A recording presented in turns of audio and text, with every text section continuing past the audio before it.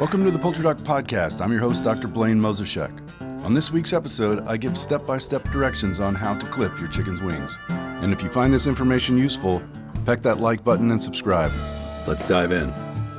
Welcome back to the Poultry Doc Podcast. I'm your host, Dr. Blayne, and today we're going to talk about wing clipping. So it's not necessary in every case. Wing clipping is primarily done for the bird's safety, right? We don't want her to fly out of whatever enclosure she may be in. You know, if you've got an enclosure where they're completely protected, they can't fly out and nothing can ever get them, there's really no reason to do it.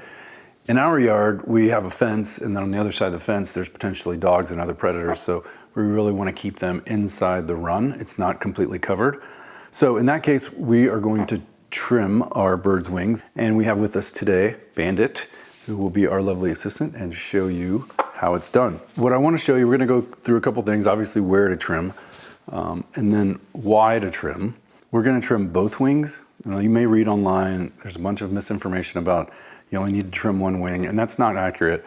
One, it throws the birds off in flight, so they can't control their flight nearly as well. So they're very erratic in their flight and they can injure themselves. So we want to clip both wings to keep that flight balanced, even though they won't be able to fly as much. By just trimming one wing, you really throw the symmetry off on the bird. Birds use their wings very often to balance, like we use our arms to balance as we're walking. And one of the ways we can demonstrate that here is it's actually like a neurologic test that you can do on birds. And so basically it's a riding response. So I'll tip her one way and you'll see that she'll drop her wing down, and that's her trying to balance herself. So you can go both ways. And that's a good way to, again, test neurologic function. So she's sound and trying to right herself. That's a good normal response. But again, you have to imagine if you trim one of those wings and not the other, it throws the balance off. So again, we want to trim both wings. Now, where are we going to trim? We'll take a look at her wing, and we'll actually see the exact feathers we're going to trim. And you can see a big difference between the primary feathers here, which are here, and the secondary feathers, which are here.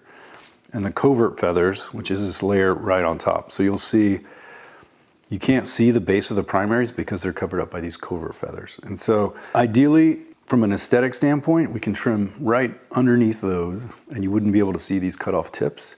Or if you're not as comfortable, you can definitely use the ends of the covert feathers right here, sort of as your guide, and basically just trim a straight line across, basically removing the top 2/3 of those primary feathers.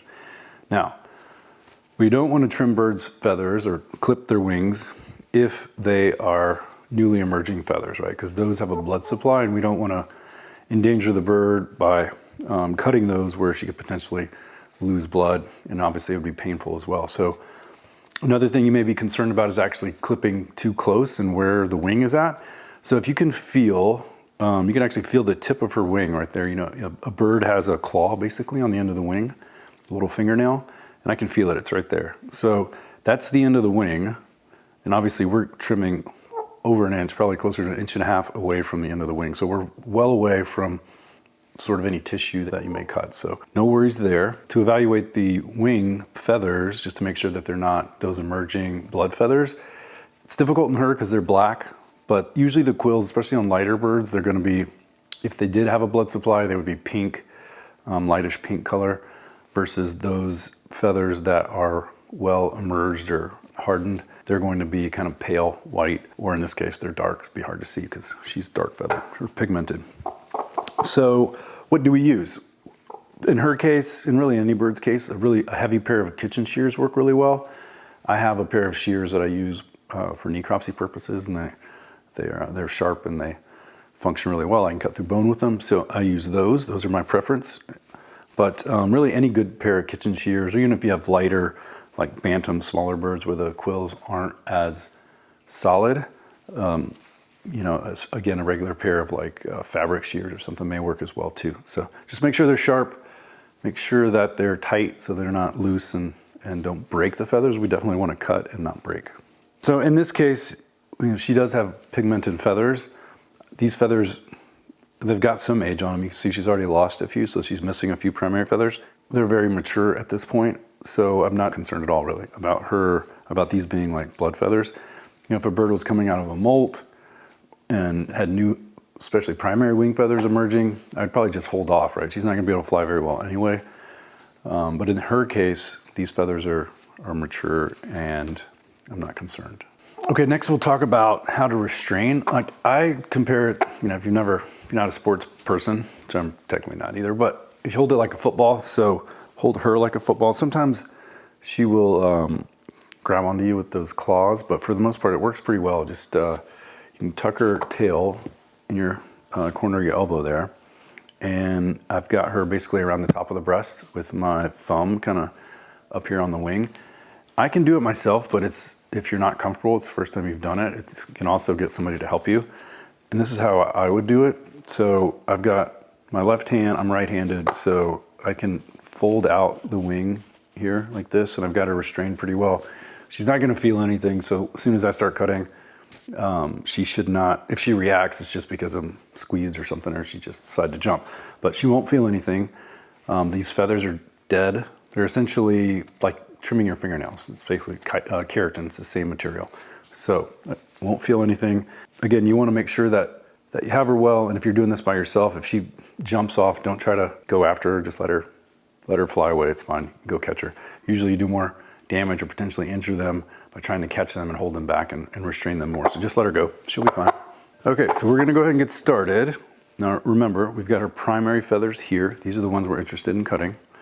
And I told you, you can use my left hand to cut. And we're going to go right underneath here with the shears and basically cut about right there, right? And so we're gonna eliminate basically like the last 2/3 of that feather. Now I use, again, a pair of kitchen shears. Basically they're posting shears. And I'm going to slide these right up underneath those covert feathers. And you don't have to do them all in one swoop. You can take your time if you need to. So again, I'm just sliding these under here so you can see for reference about where we're gonna cut. So basically I'll cut at the top of that scissors. I'm just marking the line there. So again, try not to cut the covert feathers. Yeah, like that. Okay, so one wing is done. Now, that wing will fold up under, you really hardly be able to tell. She will be able to tell because she won't be able to fly. But from an aesthetic standpoint, you won't hardly be able to tell. So this is where it gets difficult because I'm left-handed, or sorry, right-handed. So again, primary feathers we're gonna cut under those coverts. I'll come from the other side this time.